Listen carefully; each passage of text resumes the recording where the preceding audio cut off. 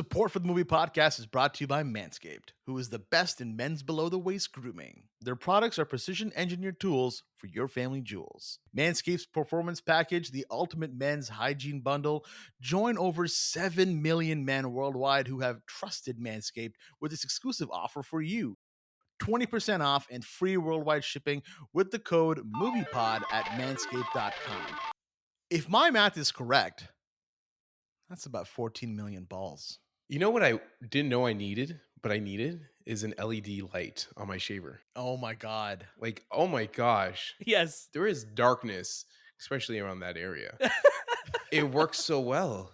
You can really pinpoint all the hairs, and you're like, okay, I got this point. Because hair kind of like starts to mesh, and you really don't see it properly. But with this LED light, it's super bright, and you can get everything precision cut. It's a 4000K LED spotlight. So you are literally putting a spotlight to your genitals down there to make sure you're treating them as you should. The skin safe proprietary technology that they use for the lawnmower is really good. Like I was always a little hesitant going down there, and then I felt safe. I felt like there was protection there. Manscaped just makes it so easy to choose a tool, whatever you're using, be it the beard trimmer, the lawnmower, the weed whacker, and it just feels like there is like this accessibility to it that I absolutely love. Get 20% off and free shipping with the code MoviePod at manscaped.com. That's 20% off with free shipping at manscaped.com and use code MoviePod.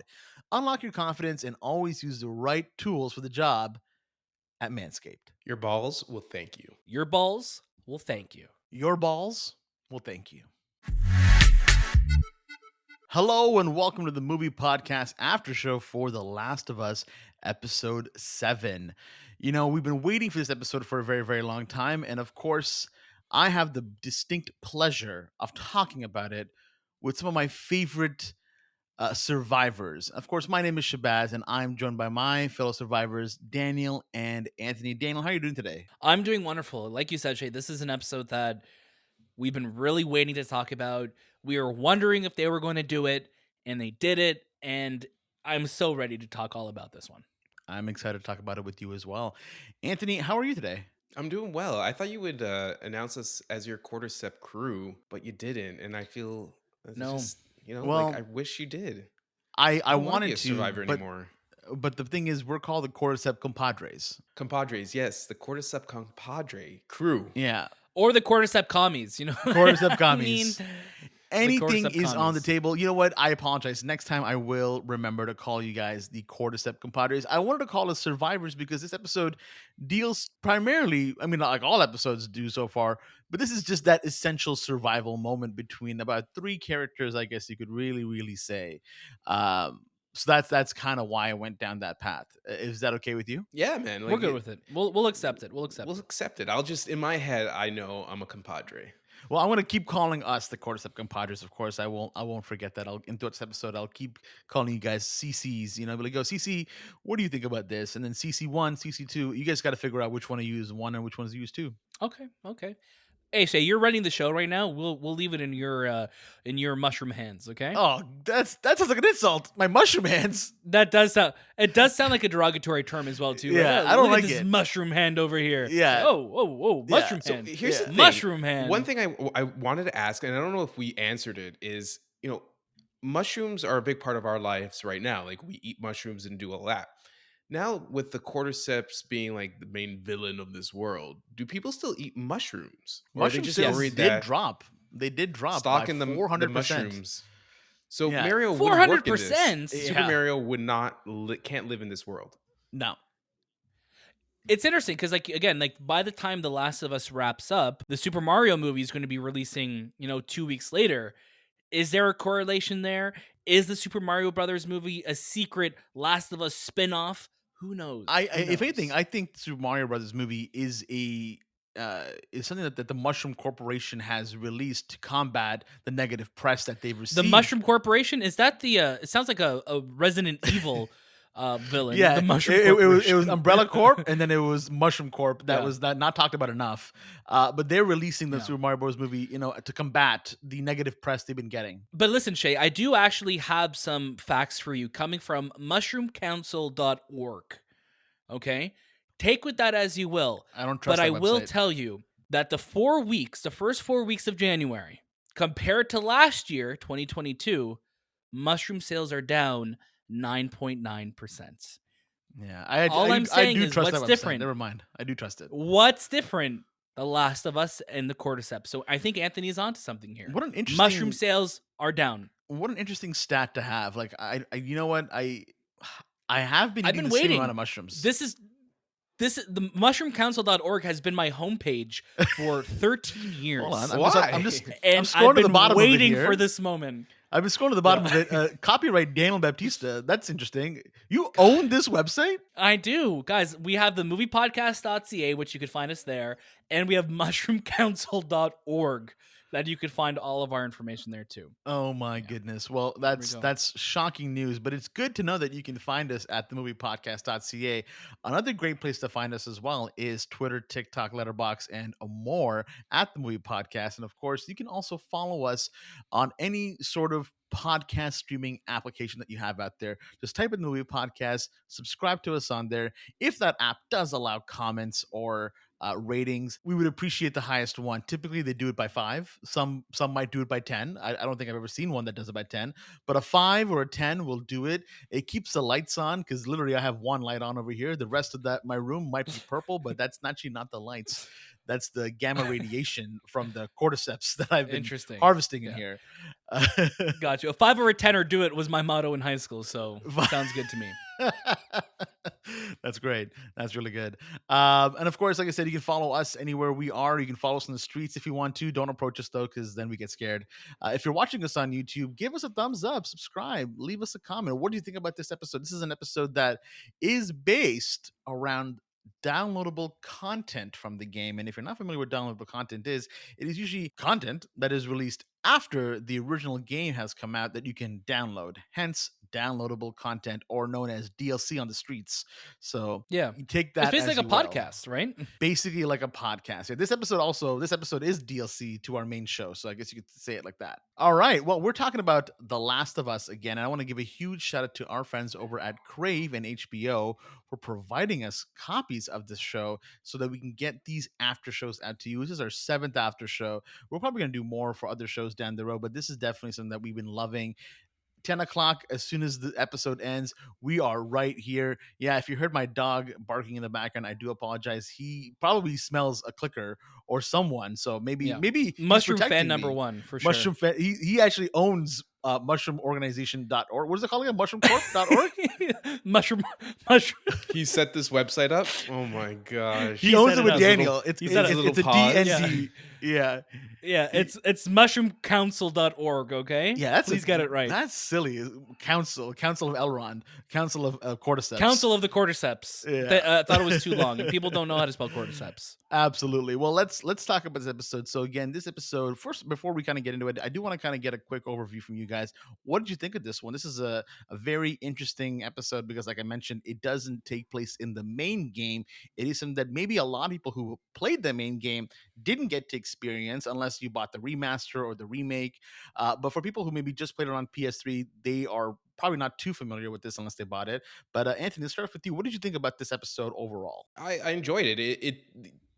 When I played Last of Us and I learned that there was this add-on, this DLC of how Ellie becomes, infected, and or in this case, like how she gets bitten and how she learns that she's um immune. It was an interesting story, but then it goes down this path of like, what was Ellie doing before, you know, all these things happened to her. So it's a great grounded story on her life beforehand, her friendship, and like even the love of her, or I guess the love of her life, in this sense, as a young kid, like just exploring her own, feelings and that stuff. And then it all takes place in this mall, and it pretty much sets up the beginning of what we see in episode, I guess, 1/2. Yeah, absolutely. I mean, we've been getting hints in the main game and also in these episodes about what happened with Ellie and kind of this other person that was there in her life. So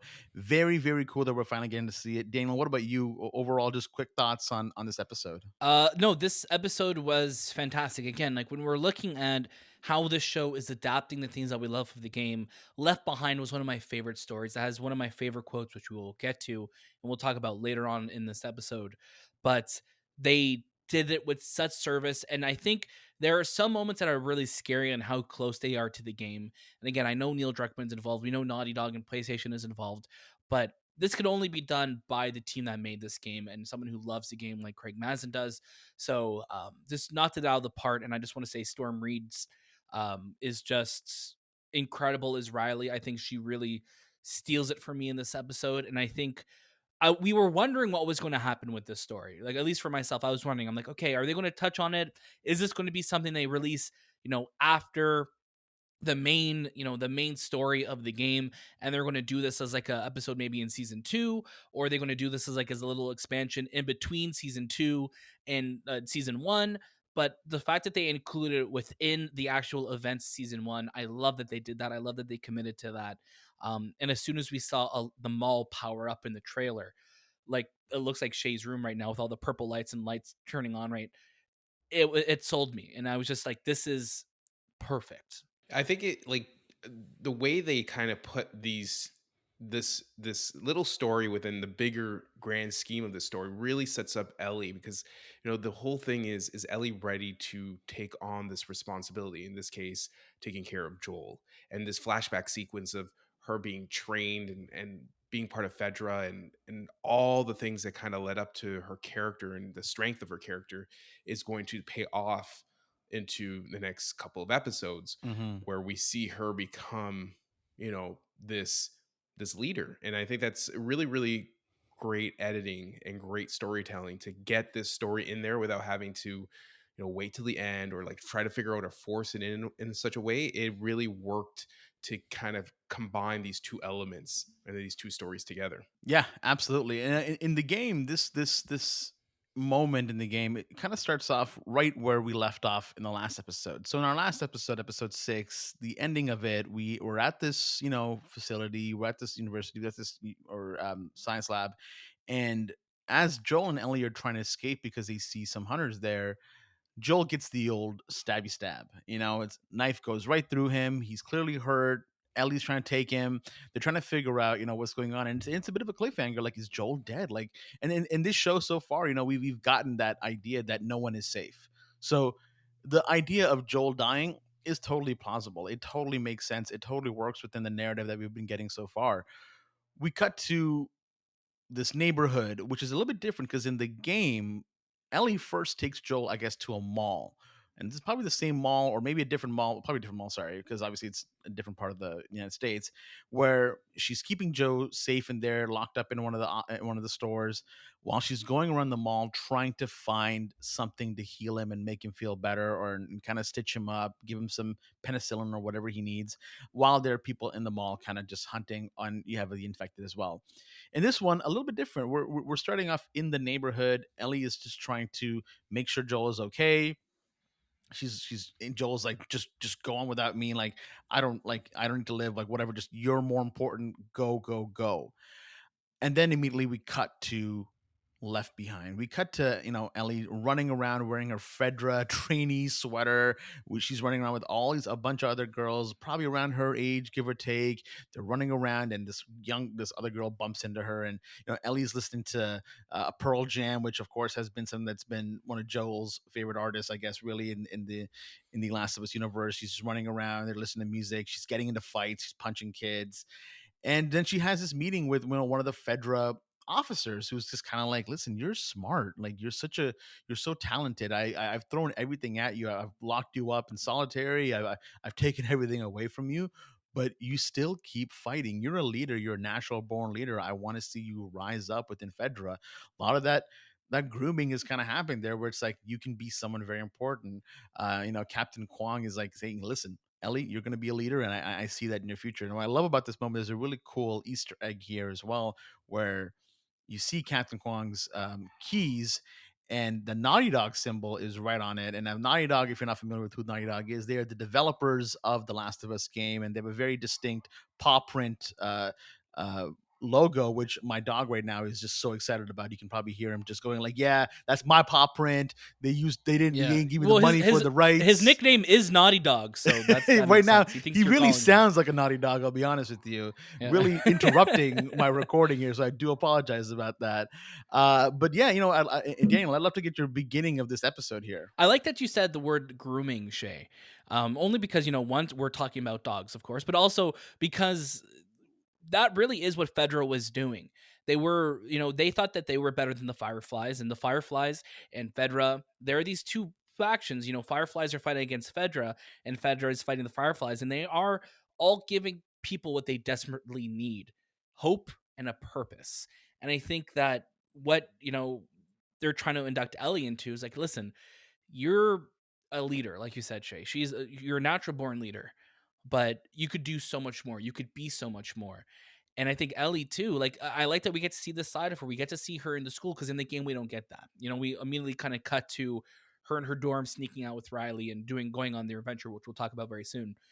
But promise and purpose, that's exactly what they're trying to get out of them, or hope for living a better life. So I really like that what's being established here, and then let's see what comes after. The two, and they will play a big part in Ellie's life and even in this story as we go through it.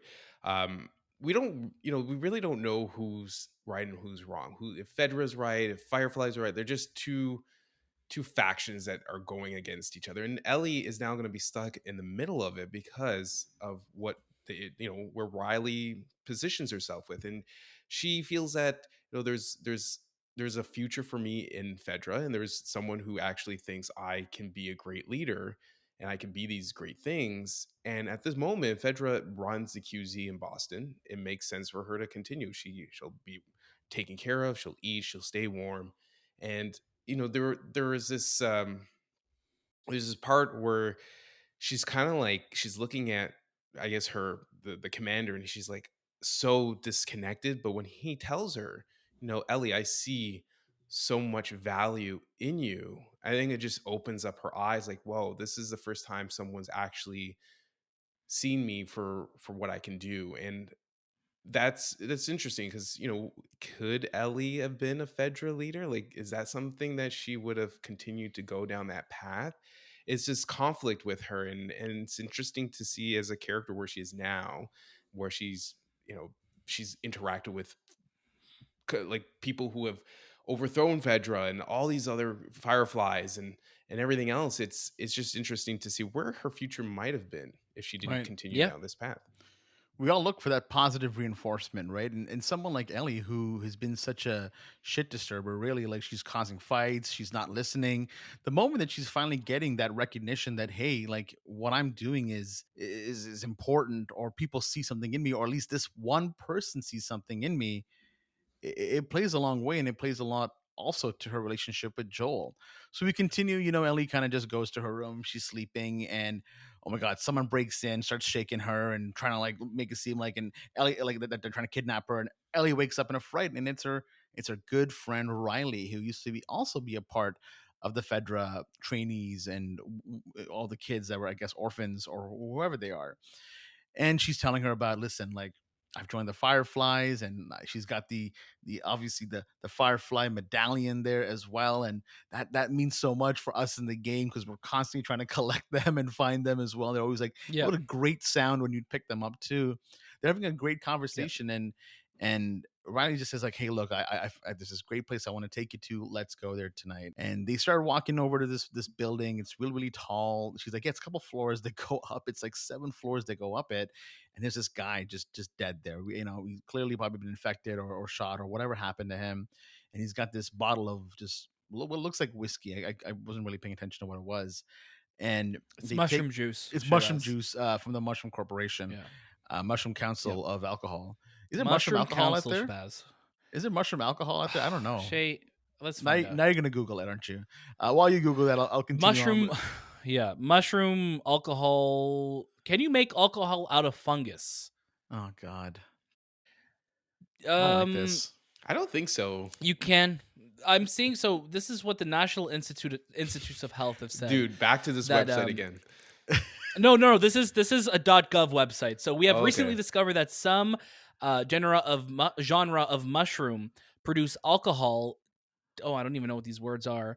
And made wine by using a mushroom in place of. Yeah, I don't Okay. like this. I I'm don't just gonna like it. say I'm gonna Don't say like it. maybe. Let's just say maybe. No, We'll stick with maybe. We'll say I'm that gonna say yes. there's someone out there who's like, oh, mushroom juice at 40% alcohol is my favorite. Like I love Yeah, mushroom. yeah. I'm It getting sounds crunk on it sounds like mushroom. something like it's yeah. It's like, oh, pass me the mushroom juice. You Yeah, know what I mean? So pass me pass the me that mush. MJ. pass, MJ. it, I pass me don't the know. mush. No, the MJ. God. But they take the drink, and I love this because recently we just got a moment where Ellie took a swig and didn't like it, and here clearly she takes another drink. Not a big fan. They go towards this mall, and Ellie's like, we can't go inside of here. Like this is closed off. They said it's full of infected, and Riley's like, then why isn't it closed off? Like if they're saying it's so scary, why isn't it actually closed? They go inside, they find the power, turn it on. And what I love about these moments as well is that as we're walking through the mall, we're seeing all these amazing stores that we're so familiar with. Best Buy, Essence, I think, Body Shop. But one of my favorite other Yeah. Easter eggs here is we do get a nice poster for Dawn of the Wolf Part Two, which if you remember from the Hmm. games as well, super prominent. You'll see it kind of everywhere. It was coming soon. Too bad they never got to see it. Hopefully, there are some reels out there and they will get to watch it one day because being left on a cliffhanger is never great. Daniel, please let me know. No, What did you think about this whole sequence here? this is what I was so excited about. Getting to the mall, seeing all of the shops open. There's a great moment where, Riley and Ellie are looking at, like, I don't know if it's a Victoria's Secret, but it's like a lingerie shop. But it basically is like a Victoria's Secret. And they're just like, yeah, could you believe like people used to wear that? And like they were just kind of like joke about that and have like a really they're just laughing and like, oh, imagine you wearing it. And it's just so fun because again, like at the end of the day, these are kids, figuring out who they are and seeing the problems that we used to have and seeing the silliness that we used to do, like 20 years from now, if there is a major cordyceps outbreak and people look back and be like, could you believe that these guys used to talk about a TV show on a podcast every week? You know what I mean? Like it's just funny seeing that. And I think there's such an innocence to this episode and seeing the world through Ellie and Riley's eyes more so than any episode before. We're really seeing the world through Ellie's eyes here, which is a precursor to what's to come in part 2 in the game, in terms of like the game being through her perspective. But it's just really cool seeing that. And I think, like I just said, more than any other episode before, this episode really relies on the innocence of the perspective of a child. And I just think that it's just so well done. Yeah, they're replacing lingerie with guns now. That's where they are at this point. Like, things that they were looking at it like, can you, like you said, can you believe they used to wear it? But then you see Riley with a gun in her, like, and I'm looking at that. Wait a minute, that's such a, like, I wouldn't expect that. There's this how we perceive things in the world that we're currently in.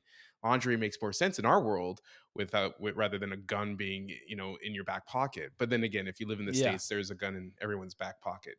But it's interesting to have this. It's almost like they're going through a flashback sequence in a mall because it's encapsulated everything that was around at that time in 2003. So it is kind of like going through a time capsule. And Ellie, again, that sequence where she's going down the excavator, the Escalator.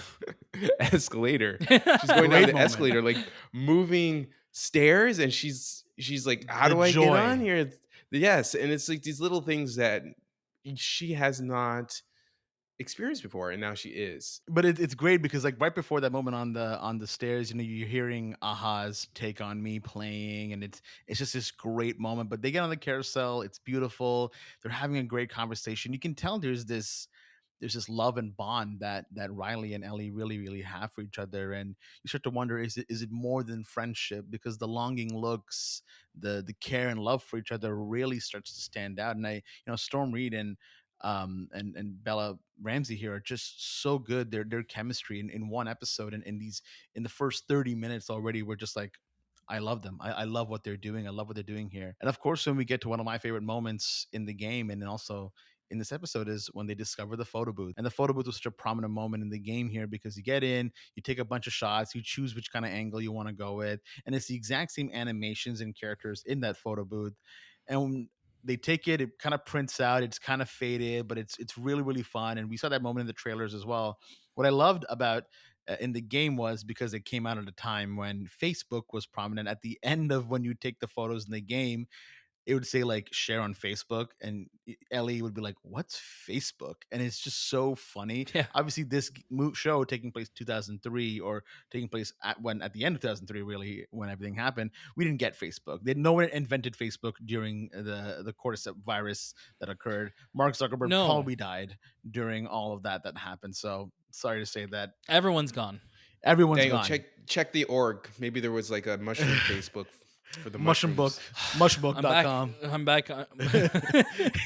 You're back on this. You're not leaving this website today, by the way. This is They're this getting website is hits gonna- today. They're wondering, like, why is our traffic so high today Yeah, they're on like, wow. mushroomcouncil.org? Like this You know, people this need would to be know. crazy for halftime at the Super Bowl. So they're going ahead and they take the photos. They're walking around. They get to the arcade. Now this is a huge moment. The arcade, and you see Mortal Kombat right there. You know, throw back to the third episode, I believe, where they get to play Mortal Kombat with Ellie. Well, Ellie wants to play, but obviously can't because there's no power. And then I love this moment because there's literally money all over the ground, like US dollars just all over the place. And Ellie's like, do you have any coins so I can put it in here? Any money that I can put in here? And Riley points to the ground, and Ellie's like, not that useless shit. And it's just so funny because it's like, if I saw money like that on the ground, I'd be crying. I'd be like, oh my God, and like collect it all and take it with me. But then she pops open the change receptacle and then pulls out the change and start playing. And wow, what a moment, Anthony. I'd love to get your thoughts on this whole sequence here. The mall and arcades are just part of a childhood memory for me. And I think that, when they were building this game and the story for a lot of people, and I always remember going to the mall and playing games. And I think this is, the direction for this episode is really showcasing how these two people are experiencing what it was like to be in that time period in 2003, and they're experiencing everything around them like they like nothing happened, and they're enjoying their time and being part of, like, playing Mortal Kombat 2. Who hasn't played Mortal Kombat 2? I guess, like, it depends on when you were born and all that, but I remember going to the arcades and playing Mortal Kombat or Street Fighter or whatever game is happening, and just having, like, that's the thing that you would do with it at the mall, that we don't have that anymore. But it's just this really fascinating experience for Ellie to be part of this world where people used to do this all the time. They would go to the malls and play games. But yeah, like, it's so the setup of these two characters, we are getting them to we're kind of falling in love with them. We're falling in love with where they are together, because there's going to be a moment between the two, and but it's bittersweet because at the end of it, only one leaves. So it's great pacing, great editing, all that encompassing within like an hour worth of story. Absolutely. Yeah. That's fantastic. Daniel, what about yourself? Great moment. This is one of those things that a little bit of a change from the game. In the game, it's Angel Knives that they're playing. But obviously, because, in a game, you're not going to advertise for another game. But in the show, and again, maybe it was easier for them to get clearance because it was HBO and that's under Warner, and that technically owns Mortal Kombat as well, too. So it's cool that in the actual game, in the actual movie, they were able to get the actual game that they wanted most likely to reference, which was Mortal Kombat. And there's a great trophy for that as well, too, on the game side. And just seeing them playing and having a good time. And I think just kids being kids, like Anthony said, there is something about going to an arcade and having fun and playing these games and experimenting with these games you have never played at home, or these experiences that you can't play at home because it's like these big fight sticks or these big steering wheels. And yeah, that you could do that at home, but in this world, because the pandemic started it started so much earlier than it did in the side of the games, there's a lot that these kids don't know of. There's a lot of technology that never even existed. So I mean, Shay, you brought up the Facebook not being a thing, and then I think that's an interesting choice because now the world just feels frozen in 2003, which is a really interesting way, like place to play, where you would see a lot still to that day. That so in 2003, you would still have a lot of arcades. There's not a lot of arcades out there in the world now, and at least speaking here in Canada, like we have, the Rec Room, or we'll have Dave and Buster's or Chuck E. Cheese, but actual arcades and malls aren't what they used to be, where a mall would have multiple arcades in it sometimes. That's not what it is now. But again, it's just kids having fun, being themselves, being with the ones that they love. And I think Riley and Ellie are just so fun to watch because they're experiencing things, and it's almost like a kids on Christmas morning. Like you're watching it and you're like, oh look, they're discovering this. They're doing this. They're making these core memories. And I think that's what this episode is for Ellie. And we'll see the effects of it for a long time. This is a core memory for her. Yeah, no, and it's very true that it is. We start to kind of move from here, and we finally get introduced to the no pun intended book from Riley's side of things. She starts reading it off, and Ellie's falling in love with it. But then, we get some conflict as well. Ellie discovers these pipe bombs that clearly were made to mess around with Fedra, and this is where Ellie is really conflicted. She's like, how could you be doing this? Like what's wrong with you? Like why is this happening? Like you're hurting our people that we're with. And it's Yeah. tough. I mean, like, Were you how do doing you this? Did you really want to show me, or did you want to station me here? Like there's that Yeah, conflict too that it hurts because you're it like, was hurts. all of this just you doing your rounds? Yeah.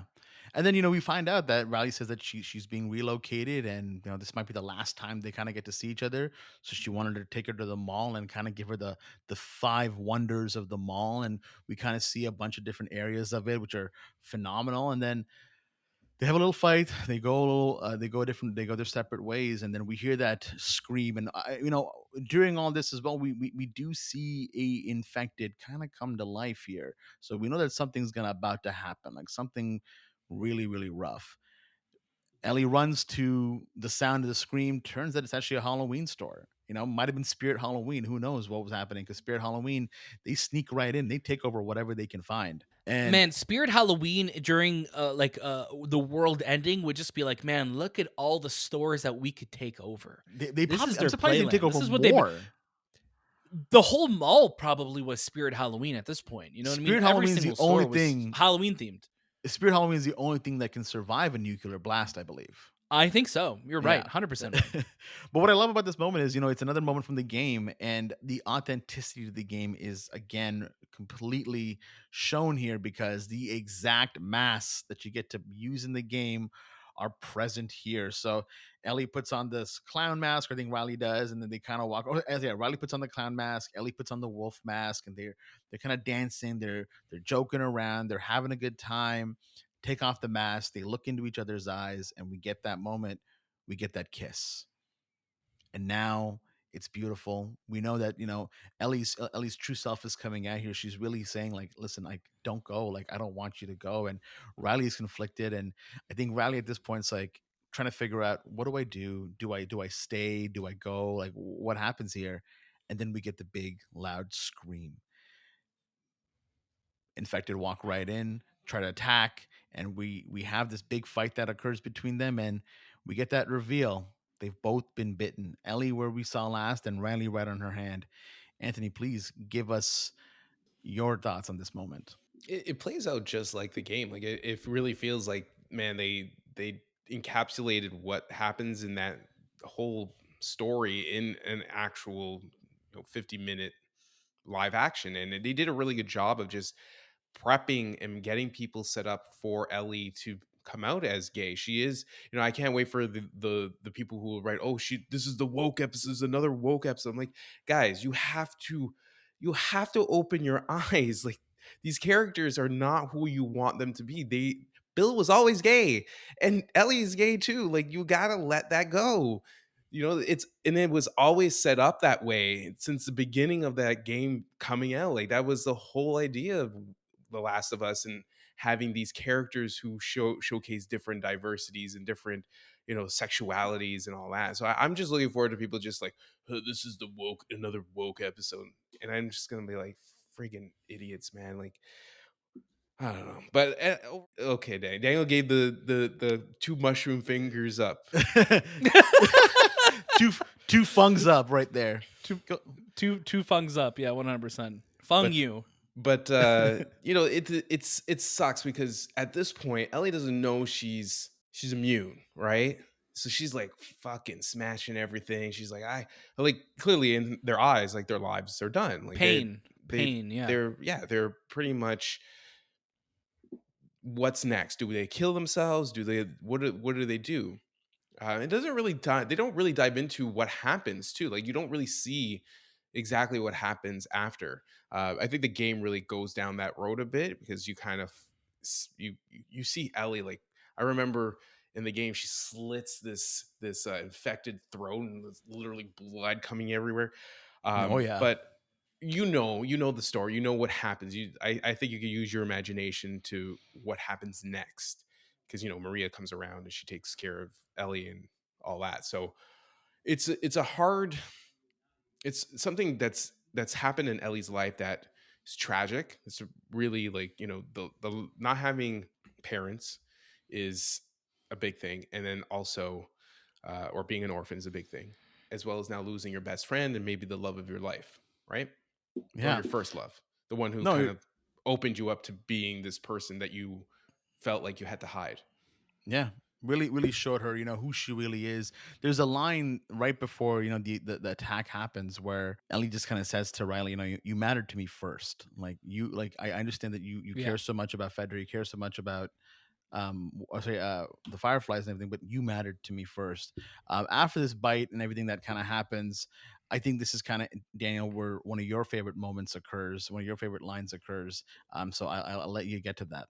Yeah, I mean, they're coming to terms with what's going to happen. Again, like Anthony said, Ellie doesn't know that she's immune yet, and you know, Riley, gives the option, or it's like, we got two options. We could take the easy way out, or we can, lose our minds and go out all poetic and lose our minds together, which is a beautiful moment. I think that encapsulates so much. But there's an additional little line that's given in the game that it's not given here. And when I first watched this episode, I was like, that line means a lot. And I think it's conveyed for sure. It's definitely conveyed, and it's conveyed non-verbally. Like it's just something that's like it's an understanding. But there's a line, and I'm going to read it just because I want to make sure I'm getting it right. And Riley's telling this to Ellie, and I think why this line is so important is because I think this really shapes who Ellie is as a person going forward. And the line is, there are a million ways we could have died today, and a million ways that we could die before tomorrow. But we fight for every second we get to spend with each other. Whether it's 2 minutes or 2 days, we don't give that up. I don't want to give that up. My vote, let's wait it out. And she goes on to say, we could be all poetic and lose our minds together. But that whole idea of, there's a million ways we could have died today and a million more before tomorrow. Um, I think it's implied in this scene, and there's a lot of silence in this moment because, again, when you're coming to the realization of death is coming, I don't think you're going to be giving these monologues either. I think it works in the game, but in the show, again, I think it was a good change to make. Maybe they shot it because maybe it was an iconic line, but I think after watching this episode again, I think the it's conveyed correctly. It's there. You feel it, and you just can imagine again. Like you forget sometimes you're watching a show because you just get so lost in these performances that you're just like, imagine what Ellie's feeling in this moment where you're going from literally the highest sublime feeling of just happiness, discovering something with somebody you love, kissing them. She apologized and where I was like, for what? And like it's a beautiful moment between them. This whole mall sequence, they fight, they make up, they fight for their lives. And at the end of the day, the scream that Ellie lets out with Bella Ramsey's performance in this, it's harrowing. It's stuck with me because it's a shrill scream. It's a scream of someone who is just so devastated that they've gotten to this point now. They are going to die. Riley is going to die. Ellie is going to die. Um, and it's a big moment, and it's a really big moment. And I'm just glad that this whole episode was given the time that it was to do what it needed to do. Absolutely. No, you're 100% right, and I wish we got that line too. There's a lot of lines in the game that, maybe don't get said verbatim in the show, but they're implied, like you mentioned, and I think that's one of those moments for sure. We kind of cut back to Ellie finally kind of looking for more medicine, and she starts to stitch up Joel, and the I was like, episode "Who's Joe?" Joel from Superman, Jor-El. Jor-El. She starts to stitch him up, and we're pretty much at the end of that episode. So now that we've kind of talked all about it, love to get your final thoughts on this episode. Anthony, start with you. Yeah, I enjoyed this episode. It was really, like I said, really well paced. It told two stories at the same time, and it's just a good setup to Ellie as a character, because I think at the end of it, I think the way they wanted Ellie to, or the way they showcased Ellie, was that she has she's tough, and she has that skin that's kind of like that callus that kind of built around her to make her get through this moment. And I think once she puts the when she starts sewing up Joelle, you know that this she has to take responsibility, and the things that have happened in her life leading to this point is where she has to, showcase that. And it just, it says a lot, and it sucks that, Ellie had to lose someone to gain this experience, to be ready for this moment that she's going to get on, because it's going to take her to another adventure on her own. Absolutely. Daniel, yourself. No, it's another fantastic entry. I mean, I kind of said everything how I was feeling. I realized I went off on a tangent before, so I apologize. But this episode encapsulates a lot, and I think, like Anthony was saying, that this episode really is why Ellie is the way that she is, and we're learning so much about who she is as a person. We've seen it, and now we get to see why she is the way that she is. So I think it's a great entry. I could have taken literally a whole hour. I could have taken a whole 2 hours of them just exploring them all together and having fun, because it's devastating, because you know how it's going to play out, right? You know how this is going to play out. You know this is not going to end well. There are no happy endings in the world of The Last of Us, but this episode inspires so much hope, and I think that's what it is. And like Riley said in the game, that we fight for every second that we get together. That's exactly what this episode is. I love this episode. I think that they captured the essence of what that DLC was, that extra bit of story that we didn't get part of the main game, and it's incorporated so beautifully in the video game side that also on the show they did it perfectly. It is phenomenal. It's sad that we in this show we only get sometimes these amazing characters and these amazing actresses and actors for one episode only, and we selfishly want to spend more time with them. But I loved it. I think people are going to love it too. If you did love this episode, please do join our Discord as well. The links for all of that are going to be down below. You can talk about it. We have a spoiler chat open and people love discussing it.